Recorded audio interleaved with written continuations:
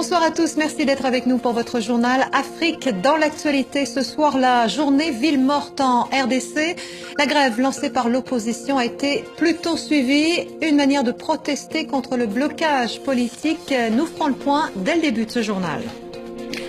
La rentrée parlementaire en Côte d'Ivoire, 255 députés sont réunis. Première assemblée nationale de la Troisième République. Nous retrouverons Angers Maniani à Abidjan. Et puis, comme chaque lundi soir, notre chronique sport, on parlera de marathon avec vous, Thibaut, ce soir. Bonsoir, avec ce coup de folie, un coup de pub, on ne sait pas trop, de 3 marathoniens qui veulent passer sous la barre des 2 heures. On s'intéressera à l'un de ces 3 marathoniens dans la chronique sport. Et ce sera en seconde partie de ce journal. À tout à l'heure, Thibaut. Mais d'abord, le lancement de nouvelles consultations politiques en RDC. Joseph Kabila l'avait promis. Si la médiation de la Senko échouait, il s'occuperait personnellement des points de blocage dans l'accord du 31 décembre. Le président congolais a donc convoqué aujourd'hui une partie de la société civile et des représentants de l'opposition qui avaient participé aux premières discussions. On le voit avec Vital Kamerhe, président de l'UNC. Les consultations doivent se poursuivre demain, mardi. Cet engagement personnel du président n'a pas empêché le rassemblement de l'opposition de maintenir son appel à une journée ville morte. À Kinshasa, à Lubumbashi, à Goma notamment, les Congolais ont largement répondu. Le récit de Laure de Matos avec Francine Mokoko. 6h30 du matin, quartier de Kingasani dans l'est de Kinshasa. Ces vendeuses de patates douces sont là, fidèles au rendez-vous. Mais les clients sont rares. Quelques heures plus tard, aux alentours du marché central de la capitale, les étalages sont vides. La circulation boulevard du 30 juin est fluide, aucun embouteillage. Quelques policiers sont postés à des endroits stratégiques de la ville, mais beaucoup moins que lors des manifestations de l'opposition de septembre et de décembre. Les commerces et stations-service resteront fermés jusqu'au soir. La journée ville morte a été largement suivie, même si tout le monde n'est pas convaincu de son utilité. Ces journées villes mortes ne nous aident pas, nous Congolais. On a fait ça à maintes reprises, mais ça ne change rien. En fin de compte, c'est nous qui souffrons, puisque nous avons des responsabilités, nous vivons grâce à la débrouillardise. Et moi, quand je reste à la maison, je ne peux pas nourrir ma famille. C'est impression pour que les pouvoirs cèdent. Pour que les pouvoirs cèdent. En ce moment que nous parlons, il y a personne à le mandat. Même au gouvernement, toutes les institutions n'ont pas un mandat. Alors, mais pourquoi prendre le peuple en otage ? En raison des vacances de Pâques, peu d'enfants dans les rues, ce qui a encore accentué cette impression de ville morte dans les centres urbains. Le mot d'ordre a également été très suivi à Lubumbashi, Goma, Mbuji-Mayi et Kananga. Les activités ont en revanche fonctionné normalement à Kisangani et Mbandaka, dans le nord-est et le nord-ouest du pays. L'opposition, qui considérait cette journée comme un test depuis la mort de Félix Tshisekedi, se dit satisfaite. Dans le Kasaï maintenant, nouveau signe de l'horreur qui règne. Des enquêteurs de l'ONU annoncent avoir découvert 13 nouvelles fosses communes, ce qui porte à leur nombre à 23 charniers. Il faut dire que les affrontements se multiplient entre les miliciens présumés et les soldats congolais.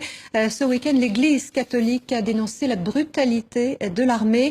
Les réactions du porte-parole du gouvernement, joint par téléphone par Philippe Randriana Rimanan. Nous avons difficile à comprendre cette réaction de la hiérarchie de l'Église catholique parlant d'usage disproportionné de la force, alors que nous n'avons pas des éléments sur ce qui s'est exactement passé. Nous n'avons aucun indice qui permette d'étayer ces propos, sauf que peut-être il y a une politisation du discours.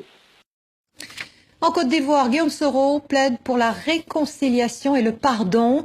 Le président de l'Assemblée nationale accueillait ce lundi les 255 députés de la nouvelle Assemblée, un parlement dominé par la coalition présidentielle.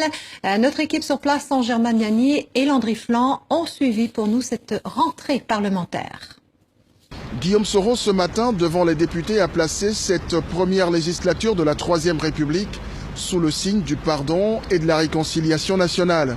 Un message qui a une résonance particulière quand on sait que depuis la fin de la crise post-électorale, seuls les pro-Gbagbo sont poursuivis par la justice nationale et internationale. Et à 3 ans de la prochaine présidentielle, ici, la réconciliation nationale, plus qu'un impératif catégorique, est une nécessité. C'est plus qu'une nécessité. Une Côte d'Ivoire réconciliée, ce n'est pas 9% de taux de croissance, c'est 18%. On a reproché au précédent Parlement son caractère monocolore. Cette fois-ci, l'opposition, même minoritaire, y est présente. Elle veut se faire entendre sur des questions bien précises. La question de la démocratie, à travers la réforme de la commission électorale indépendante, la réforme du code électoral, la réforme du scrutin, du mode de scrutin, pour garantir une meilleure représentativité de tous les courants politiques à l'Assemblée nationale. Cela aussi fera partie de nos préoccupations, comme la liberté d'expression, d'opinion. Ici, la réconciliation nationale, mais aussi le renforcement des libertés et de la démocratie sont les priorités des Ivoiriens. Au Mali, beaucoup de réactions après la clôture hier de la première phase de la conférence d'entente nationale. Parmi les résolutions adoptées, une fait particulièrement réagir. Elle préconise d'ouvrir les discussions avec des chefs djihadistes. Les précisions de Laure de Matos avec Kaourou Magassa à Bamako. Elle fait la une de toute la presse ce lundi matin. La conférence d'entente nationale s'est achevée la veille. Et parmi les préconisations de ses participants, une proposition très commentée dans les rues de Bamako, l'ouverture de négociations avec 2 islamistes très actifs depuis le Nord Mali. Le prédicateur radical Amadou Koufa et le chef touareg Iyad Agali. Négocier maintenant avec Iyad, négocier avec le nommé Amadou Koufa, cela veut dire que l'armée malienne a été vaincue totalement. Cela veut dire que Barkhane et la MINUSMA sont installés pour ne rien faire. Moi, je n'exclus pas le mot dialogue. En fait, discuter avec Iyad Agali ou discuter avec Amadou Koufa, c'est pas un problème. Il faut discuter. Dialoguer dans l'espoir de gagner la paix au Mali. Le président de l'Association malienne des droits de l'homme y est aussi favorable. Mais sans oublier les victimes. Si ces 2 individus peuvent être une solution, je crois que nous n'allons pas nous opposer parce que tous les jours, on voit des vies humaines partir en fumée. Le dialogue n'exclut pas la justice parce que ces conflits a fait beaucoup de frustration, a fait beaucoup de victimes. Beaucoup de femmes ont perdu leur honneur. La conférence d'entente nationale a duré 1 semaine et n'a abouti sur rien de concret. La question du statut de l'Azawad a également été débattue, sans faire l'objet d'un consensus. Le président Ibrahim Boubacar Keïta n'a pas non plus donné de date précise pour la suite des discussions. Et on passe au sport maintenant. Avec vous ce soir, Thibaut Cavaillès. On va partir au Kenya, en Tunisie, au Cameroun et puis au Gabon. Pour parler de foot, Linda, et de marathon, avec justement pour commencer ce pari un peu fou. Alors Linda, à votre avis, en combien de temps les marathoniens, les meilleurs, parcourent-ils l'épreuve ? Les meilleurs des marathoniens. À peu près 2 heures. Ah ben c'est pas mal, c'est bien. Eh bien sachez que le champion olympique, en fait c'est 2h03 et quelques, 2 minutes et 57 secondes. Sachez que le champion olympique s'est mis dans la tête, avec l'aide surtout d'une grosse marque américaine, donc ça pourrait ressembler à un coup de pub. En tout cas, il s'est mis donc dans la tête de passer sous la barre des 2 heures et il voudrait y arriver d'ici le mois de mai. Alors ce champion olympique, on va faire sa connaissance tout de suite, Thibaut, avec ce reportage que vous avez commenté, ce reportage de l'AFP Vidéo. Sur les 8 marathons qu'il a déjà courus, cet homme en a gagné 7. Et notamment le plus prestigieux, celui des Jeux Olympiques, c'était à Rio l'an passé. Alors peut-être est-ce pour éviter de s'ennuyer que le Kenyan Eliud Kipchoge s'est lancé un défi. Je pense que c'est possible de courir en dessous de 2 heures. 2 heures pour couvrir les 42,195 km du marathon, c'est-à-dire 3 minutes de moins que le record du monde. C'est autour du village de Kaptaga, dans l'ouest du Kenya, que l'athlète s'entraîne et tente de contredire les spécialistes pour qui passer sous cette barre mythique paraît impossible. Je reconnais la liberté de penser de ceux qui sont pessimistes. Dans ce monde, il y a 3 types de personnes. Ceux qui attendent que les choses se fassent, ceux qui suivent les gens qui ont commencé et ceux qui réfléchissent à comment faire les choses. Ceux qui réfléchissent, ce sont notamment son équipementier, une marque américaine qui le fournit en chaussures et s'est alloué les services d'une 15aine d'experts. À ses côtés, 2 autres marathoniens tentent le pari, l'Érythréen Tadezé ou l'Éthiopien Desiza. Autour d'eux, pour y arriver, des nutritionnistes, des entraîneurs ou des spécialistes en biomécanique. Mais Eliud Kipchoge assure ne pas avoir changé fondamentalement ses pratiques. Tout est dans la tête, assure-t-il. Je ne pense pas que c'est fou. Je pense que l'humain n'a aucune limite. Dans la tête donc, et bien sûr dans les jambes. Alors on devine, Thibaut, vous le dites justement dans votre commentaire, qu'il y a un peu de com de la part du fameux équipementier. Est-ce que c'est vraiment possible de passer sous la barre des 2 heures? C'est pas moi qui vais vous répondre. On a contacté Jean-Michel Serra. Il s'agit du médecin de l'équipe de France d'athlétisme. Monsieur Serra, bonsoir. Bonsoir. Vous êtes en direct avec nous, donc. Alors je vous pose la question. Est-ce qu'il s'agit vraiment d'un coup de com' ou est-ce qu'on peut y arriver? Est-ce que l'humain n'a pas de limite, comme le dit le marathonien Kipchoge? Alors effectivement, l'humain a peut-être pas trop de limites, mais néanmoins, l'expérience montre que des limites existent. Et sur ce coup-là, on peut se demander effectivement s'il n'y a pas un gros coup de com', parce que on voit bien que le but n'est pas de faire un vrai record officiel dans un vrai marathon, mais donc d'optimiser au maximum les possibilités en allant sur, a priori, une piste de Formule 1, avoir des conditions atmosphériques bénéfiques, éventuellement des lièvres et peut-être même un système de camions qui permettrait d'avoir soit une espèce de soufflerie, soit une aspiration. Donc on voit que les conditions qui sont mises en œuvre autour de ces sportifs vont bien au-delà du record officiel. Donc ça ne sera jamais de toute façon un record officiel. Est-ce que, imaginons, pour y arriver, qu'est-ce qu'il faudrait? Il faudrait un meilleur entraînement, une meilleure nutrition, de meilleures chaussures peut-être, parce que l'équipementier est en train de travailler aussi sur des chaussures un peu spéciales. Effectivement, tout ça est important, mais néanmoins, si on regarde le temps qui reste à gagner, il y a énormément de paramètres encore à maîtriser. Et 3 minutes, c'est énorme. On a progressé sur marathon de quelques minutes en plusieurs dizaines d'années.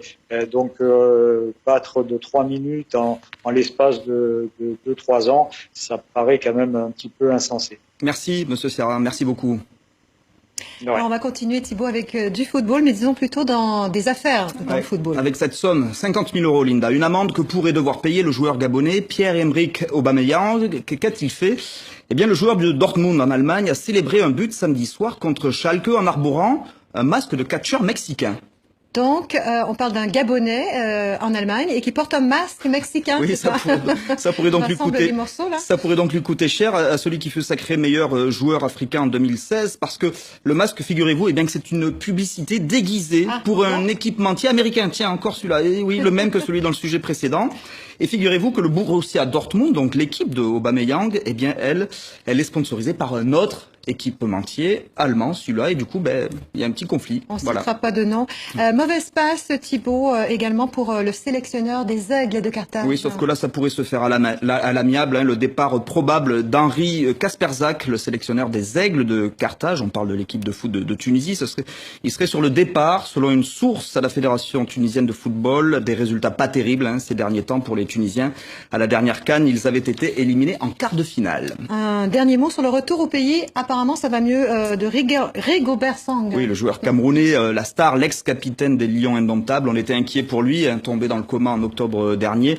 Un AVC à 40 ans. Il avait été immédiatement transporté vers Paris où il a été soigné. Eh bien, il est rentré à Yaoundé samedi, près de 6 mois donc après son séjour, son départ à Paris. Il a été accueilli à l'aéroport par des centaines d'admirateurs et il assure qu'il va pouvoir reprendre ses activités d'entraîneur, Linda. Merci beaucoup, Thibaut Cavaillès. On va enchaîner avec le Mozambique, direction Montepuez, c'est le nouveau Far West du Mozambique. Il y a quelques années, on y a découvert la présence de rubis et pas qu'un seul.